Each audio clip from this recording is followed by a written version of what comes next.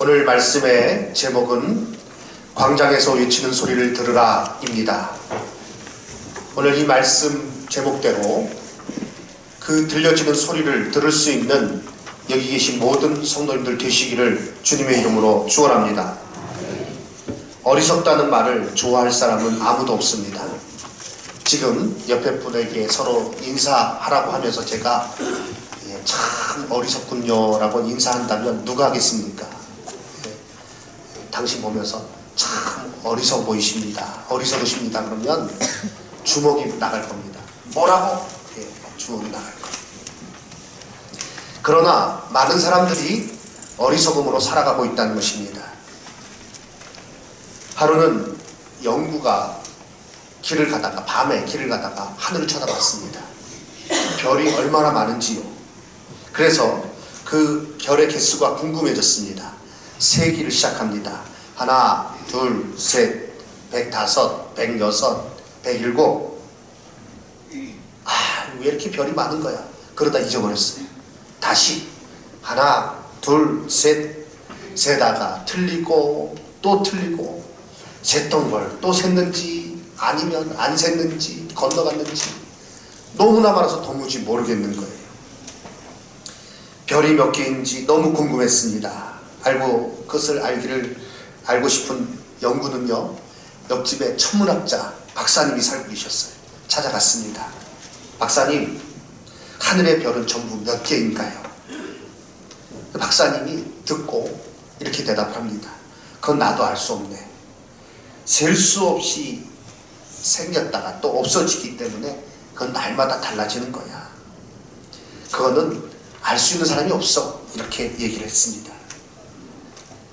그랬더니 영구가 에이, 박사님이 그것도 몰라요? 저한테 알려주기 싫은 거죠. 그러면서 매일 그 박사님을 찾아갑니다. 오늘은 별이 몇 개입니까? 그 다음날도 찾아가서 오늘은 별이 몇 개인가요? 아주 이 연구만 보면 이 박사님이 진절머리가 나는 거예요. 무서운 거예요. 얼마 지나고 나서 계속 찾아와서 물어보는데요, 하루는 이 지겹도록 물어보는 그 연구가 또 집에 찾아오는 것입니다. 그리고 똑같이 물어봅니다. 박사님, 오늘은 별이 몇 개인가요? 그러니까 화가 나가지고요, 아주 엄한 소리로, 이렇게 큰 소리로 얘기했습니다. 그만두게! 그만두라고! 그랬더니요, 영구가요, 아유 죄송합니다 그러고 나갈 줄 알았더니 와! 그러면서 나가는 거예요. 와! 드디어 별의 개수를 알았다. 별의 개수는 92개였어. 며칠에 나갔다는 거예요. 참 어리석은 그런 모습들이 삶 가운데 많습니다. 뻔히 알면서, 그거 하면 안 되는 걸 뻔히 알면서 거기에 빠져들고, 그것 때문에 그 삶이 다 무너지고, 그리고 후회하고, 그러고 나서 또 그것을 반복하고, 이런 일들, 우리가 뉴스에서 매일 보는 일들 아닙니까? 사람을 지으신 분은 하나님이세요. 그러나 죄에 빠진, 어리석음에 빠진 인생은 하나님을 인정하지 않습니다. 그 뜻 전혀 관심 없습니다. 그 뜻을 반대로 반하여, 그 뜻에 반하여 살아가고 있는 사람이 많은데, 이것이 바로 어리석은 일의 증거임을 성경은 우리에게 가르쳐주고 있습니다. 신명기 32장 6절 말씀 보니, 어리석고 지혜 없는 백성아, 여호와께 이같이 보답하느냐? 그는 내 아버지시요 너를 지으신 이가 아니시냐? 그가 너를 만드시고 너를 세우셨도다 라고 말씀하셨습니다. 어리석고 지혜 없는 백성아, 내가 창조자 하나님께 이렇게 대우하느냐, 이렇게 보답하느냐? 내 아버지에게 너를 지으신 이가 아니냐? 그런데 그가 너를 만드시고 너를 세우셨음에도 불구하고 이렇게 하나님 섬기지 아니하고 하나님께 돌려야 될 영광을 우상에게 돌리고, 하나님께서 우리에게 사용하라고 우리에게 이용하라고 주신 그 피조물, 그 형상을 만들어 놓고 그 앞에서 손이 발이 되도록 빌면서 복을 달라고 하고 그 앞에 엎드리고, 이게 말이 되느냐는 것입니다. 그래서 어리석고 지혜 없는 백성이라고 우상 숭배하는 이스라엘 백성들에게 말씀하십니다. 시편 14편 1절 말씀, 어리석은 자는 그의 마음에 이르기를 하나님이 없다 하는도다, 이렇게 말씀하셨습니다. 한번 시편 14편 1절을 다 같이 읽을까요? 어리석은 자는 그의 마음에 이르기를 하나님이 없다 하는도다. 그들은 부패하고 그 행실이 가증하니 선을 행하는 자가 없도다 말씀하고 있습니다. 하나님이 없다 그러면 나는 어리석은 사람이요 라고 스스로 공부하는 것입니다. 그들은 부패하고 그 행실이 가증하다 라고 말씀하셨습니다. 이와 같은 그런 어리석음에 빠진 인생을 그러나 하나님께서 불쌍히 여기셔서 그 뜻을 드러내셨습니다. 성경을 통해서 그 뜻을 알려주셨어요. 그래서 그 어리석음을 벗어나 지혜로 살아갈 수 있도록, 구원의 길을 갈 수 있도록, 참된 인생의 가치를 알고 살아갈 수 있도록 하셨습니다. 이것을 다른 말로 무엇이라고 표현하는가 하면 계시라고 표현합니다. 그래서 기독교는 계시의 종교입니다. 다른 종교는요, 계시의 종교가 아니에요. 다른 종교는 자기가 도를 닦는 거예요. 자기가 열심히 노력하면서 그 도를 깨달아 아는 거예요.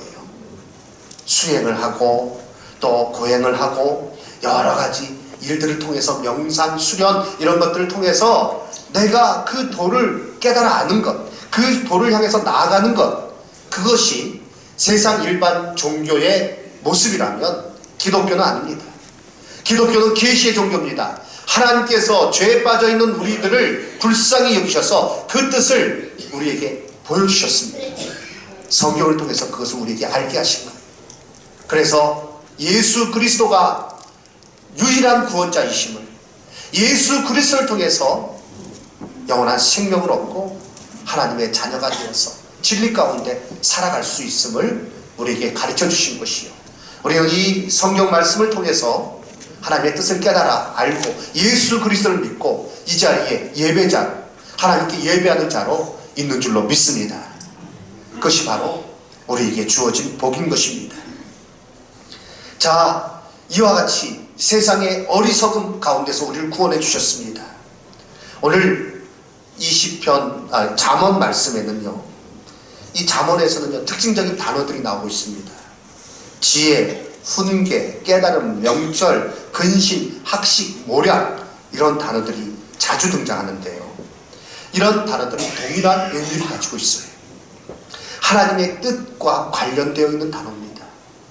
그러니까 지혜로우냐 어리석으냐는 그가 외국어를 할 수 있느냐 없느냐, 그가 무슨 최고 학부를 졸업했느냐 졸업하지 못했느냐, 거기에 달려있는 것이 아니라 어디에 달려있느냐, 하나님의 뜻을 그가 깨달았느냐, 하나님의 뜻에 관심을 가지고 그 뜻을 향해서 나아가느냐, 아니면 전혀 하나님에 대해서 또 하나님의 뜻에 대해서 무관심하게 살아가느냐, 거기에 지혜와 어리석음은 달려있는 것입니다.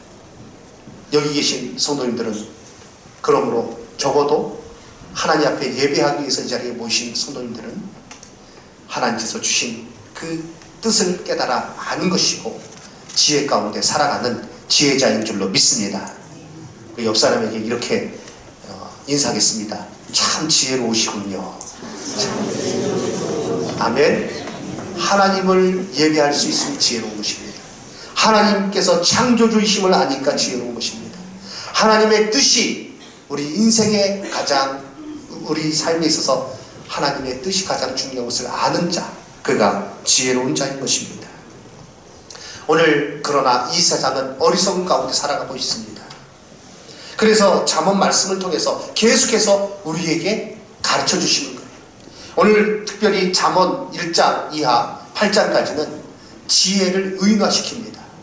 그 지혜가 말하는 것으로 그렇게 우리에게 어떤 문학적인 형식을 통해서 증거하고 있습니다.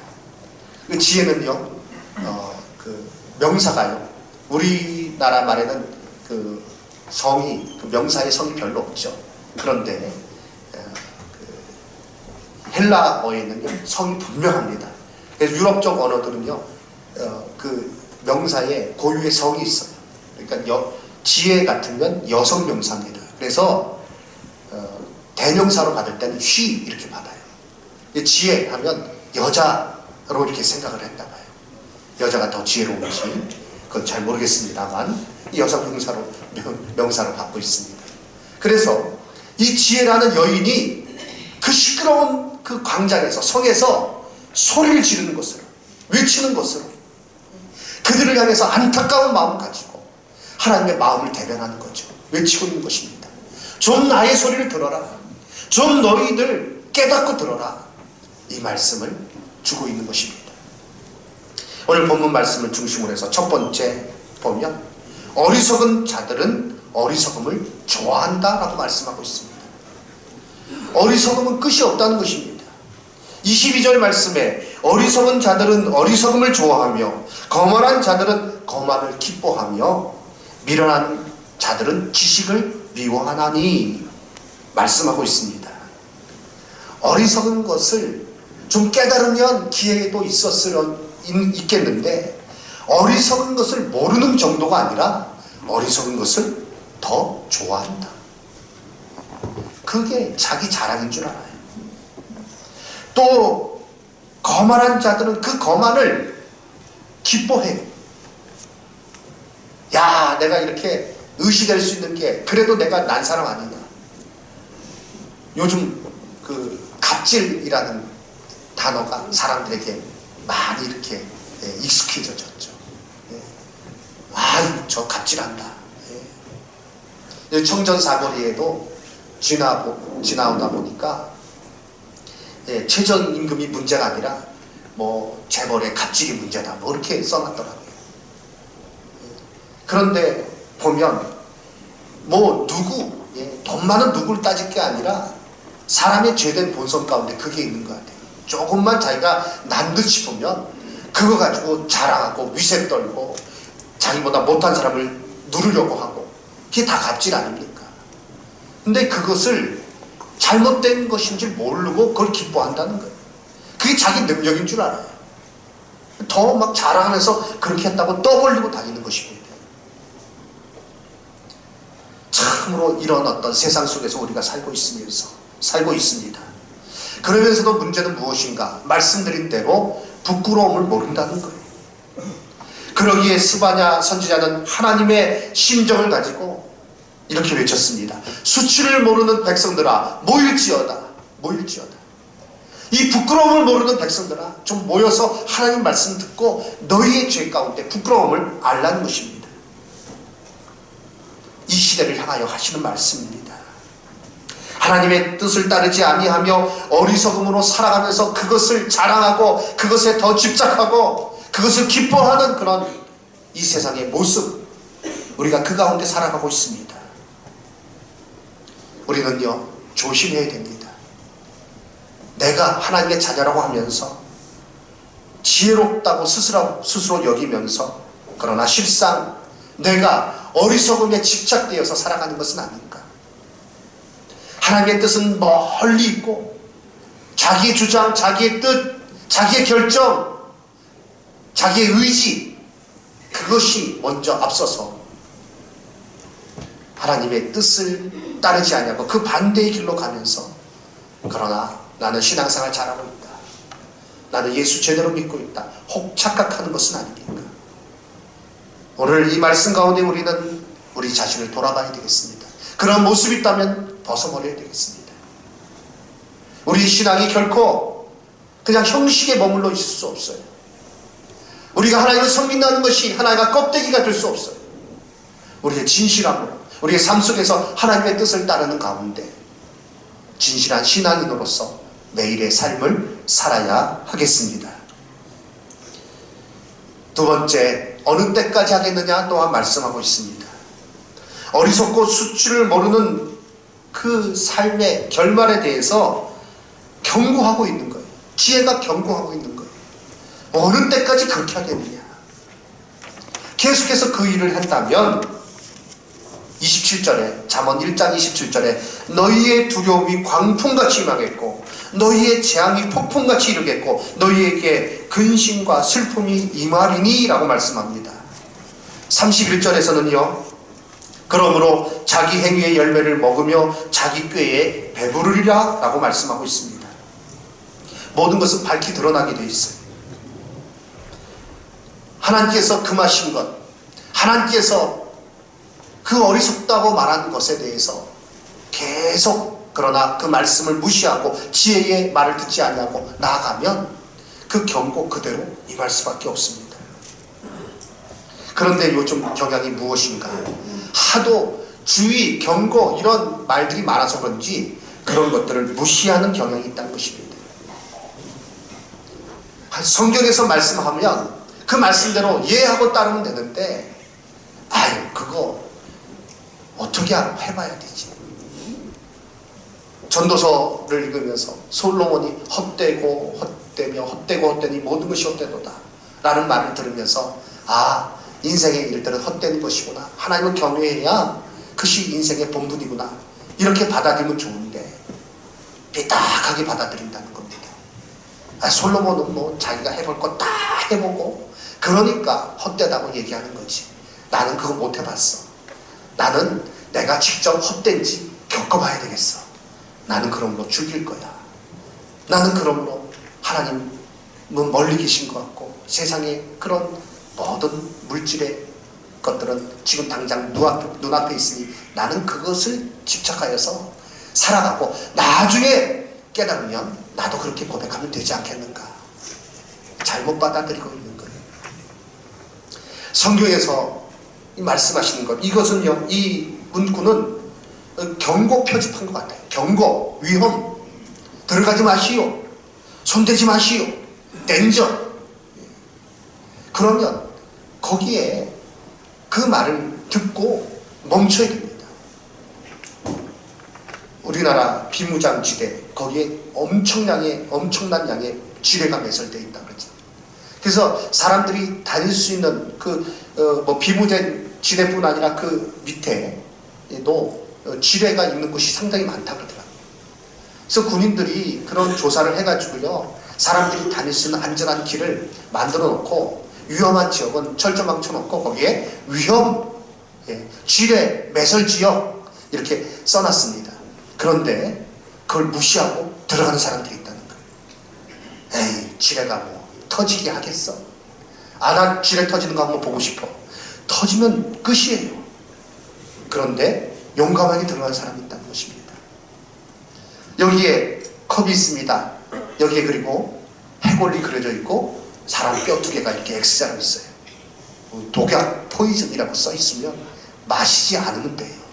그런데 이걸 보면서 이게 정말 독약일까? 마셔봐야 되지. 이거 어떻게 알겠어? 마시는 순간 끝이죠. 성경에서 말씀하고 있을 때 그 말씀을 귀 기울여 듣고 그 경고에 대해서 귀 기울여 들을 수 있는 우리 성도님들 되시기를 주님의 이름으로 축원합니다. 성경에서 돈을 사랑하지 말라, 이것이 모든 악의 뿌리다 라고 말씀하셨으면 멈춰야 돼요. 그런데 계속 그곳으로 가는 사람들이 있습니다. 전에 제가 수원에서 사역할 때 권사님이 직접 하시는 말씀을 들은 기억이 나요. 그 권사님이 다른 권사님들하고 얘기하면서 그 얘기 하시더라고요. 아우, 목사님들은 돈을 사랑하지 말라고 그리고 일확천금 꿈꾸지 말라고 그랬는데 나는 정말 돈벼락 한번 맞아봤으면 좋겠어. 그러시더라고요. 그 마음. 그래서 제가 나중에 말씀드렸어요. 권사님께. 김모 권사님이세요. 권사님, 돈벼락 맞으면 죽습니다. 제일 무서운 벼락 중에서 제일 무서운 벼락이 돈벼락이에요. 그거 맞으신다 그러면 안 돼요. 사랑하는 성도 여러분, 우스갯소리가 아닙니다. 모든 일에 있어서 성경에서 말씀하고 있을 때, 성경에서 금하고 있을 때, 성경이 죄라고 말씀하고 있을 때 그것에 대해서 심각성을 깨닫고 중단해야 됩니다. 죄로 알고 그것에 대해서 우리가 그것을 버려야 됩니다. 여러 가지 그런 많은 이슈들이 있죠. 동성애라든지 여러 가지 많은 이슈들이 있습니다. 그것만 아니에요. 성경에서 우리에게 가르쳐주고 있는 이것은 악한 것이다. 이것은 너희에게 무익한 것이다. 이것은 너희에게 해가 되는 것이다. 라고 말씀하셨을 때 우리 여기 학생들도 있고 젊은이들도 있는데 젊은이들, 학생들 뿐만 아니라 모든 성도님들이 그 말씀에 대해서 이것은 나에게 경고하시는 말씀이구나. 나의 영혼의 유익을 위해서 주시는 말씀이구나. 그 말씀을 듣고 그 말씀에 따라서 끊을 건 끊어버리고 멀리할 건 멀리해버리고 그리고 하나님 말씀에 따라서 하나님의 뜻을 따라서 살아가는 자가 지혜로운 자인 줄로 믿습니다. 지혜가 말하는 것을 들으라 라고 오늘 이 본문의 말씀에서 우리에게 권면하고 있습니다. 어리석은 세상에서 외치는 소리가 있음을 본문에서 말씀하고 있습니다. 시끄러운 길목에서 여러 가지 다른 얘기들로 시끄럽고 왁자지껄하고 그런 성문 어귀에서 그 소리를 발하여 이르되 너희 어리석은 자들아 너희가 어느 때까지 어리석음을 좋아하고 거만한 것을 기뻐하고 지식을 미워하고 살아가겠느냐. 나의 책망을 듣고 돌이키라. 나의 책망을 듣고 돌이키라. 좀 나의 말을 들어라. 내가 나의 영을 너희에게 부어주며 내 말을 너희에게 보이리라. 성령께서 우리 가운데 주시는 음성, 성경이 우리에게 들려주시는 이 말씀, 하나님의 말씀을 따라 이 땅을 살아가야 될 것에 대해서 우리에게 목소리를 높이며 호소하는 이 말씀, 지혜의 말을 귀를 기울이는 저와 여러분 다 되시기를 주님의 이름으로 축원합니다. 하나님께서 이사야 선지자를 통해서 말씀하십니다. 이사야 55장 2절이죠. 너희가 어찌하여 양식 아닌 것을 위하여 은을 달아주며 배부르게 하지 못할 것을 위하여 수고하느냐. 내게 듣고 들을지어다. 저를 따라서 읽어주시기 바랍니다. 내게 듣고 들을지어다. 아멘. 하나님의 말씀을 듣는 우리 성도님들 되시기 바랍니다. 하나님의 뜻을 살아가면서 그 뜻이 참 중요해요. 인생의 창조자이시며 인생의 목적을 결정하신 인생의 용도를 하나님께서 만드실 때 그것을 정해놓으셨어요. 그 뜻에 귀를 기울이는 우리 성도님들 되시기를 주님의 이름으로 축원합니다. 아무리 세상에서 성공한 사람이라 할지라도 그 뜻에 귀를 기울이지 않으면 어리석은 자예요. 누가복음 12장에 보면 한 유명한 이야기가 나옵니다. 예수님의 비유죠. 그 사람은요 큰 농사를 짓는 사람이에요. 농사를 짓고 그 해에 많은 소득을 거두었어요. 그리고 나서 그는요 그것을 잘 활용합니다. 그 해에 내다 팔지 않아요. 왜? 풍년이 들었을 때 내다 팔면 죄값을 받지 못하니까. 그러니까 자기 창고를 더 크게 짓습니다. 그리고 그 창고에 그것을 쌓아둡니다. 그는 여러 해 쓸 물건을 비축해 두었습니다.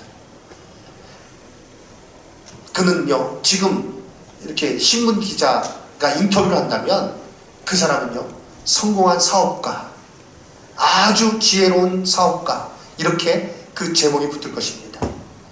지혜로운 사업가 누구누구씨. 그는요 참 이렇게 자기 물건을 자기가 가진 소유를 잘 관리했다. 그리고 그는요 자신 있게 얘기합니다. 내가 이제 여러 해 쓸 물건을 나의 일생을 위해서 잘 준비해 두었으니 내가 이제 평안하자. 그런데 하나님께서 그날 밤에 그를 부르셨다 했습니다. 예수님께서 이야기로 가르쳐 주신 거예요. 그리고 하나님 앞에 섰을 때 하나님의 평가는 이 어리석은 사람아, 이 바보야, 이 멍청아 라는 그런 말씀하신 거예요. 세상의 평가와 하나님의 평가가 다릅니다. 하나님의 뜻을 따르지 않은 사람들에게는 그는 성공한 인물이에요. 그는요 굉장히 지혜로운 인물이에요. 그런데 인생의 가장 중요한 인생의 본분인 하나님을 경외하는 것을 그의 삶에서 빠져버렸습니다. 그러니까 하나님 앞에 섰을 때 그 평가는요 어리석은 자예요. 어리석은 자예요. 오늘 이 말씀 가운데 우리가 깨달아야 되겠습니다. 지혜가 말하는 것을 들으라. 나의 영을 너희에게 부어주며 내 말을 너희에게 보여주겠으니 그 성령께서 주시는 음성에 따라서 이 땅을 살아가라는 것입니다. 우리가 어디에 귀를 기울이고 있습니까? 세상에 귀를 기울이면 우리는 결국은 어리석은 자가 될 수밖에 없어요. 그러나 하나님의 말씀에 주목하여 살아가면 그가 지혜로운 자입니다. 이러한 지혜로 인하여 우리에게 얻어지는 결과는, 열매는 무엇인가? 평안과 안전이라고 말씀하고 있습니다. 그리고 생명과 복, 영원한 복임을 우리에게 가르쳐 주셨습니다. 잠언 3장 18절 말씀, 잠언 3장 18절 말씀을 우리 다 같이 한번 펴서 읽도록 하겠습니다. 화면에 준비가 됐나요? 잠언 3장 18절 말씀, 오늘 말씀의 결론입니다. 이 말씀을 함께 읽고 마치도록 하겠습니다. 잠언 3장 18절 다 찾으셨으면 한 목소리로 읽겠습니다. 지혜는 그 얻은 자에게 생명나무라. 지혜를 가진 자는 복되도다. 아멘. 하나님의 뜻, 하나님을 경외하고 그 말씀 가운데 살아가는 것, 그것이 지혜요. 그 지혜로 인하여 복을 누리시는 영원한 생명의 복, 그냥 피상적인 것이 아니라 영원한 생명을, 복을 누리시는, 그리고 그 평안과 안전함, 하나님께서 주시는 안전함으로 살아갈 수 있는 여기 계신 모든 성도님들 다 되시기를 주님의 이름으로 축원합니다. 아멘.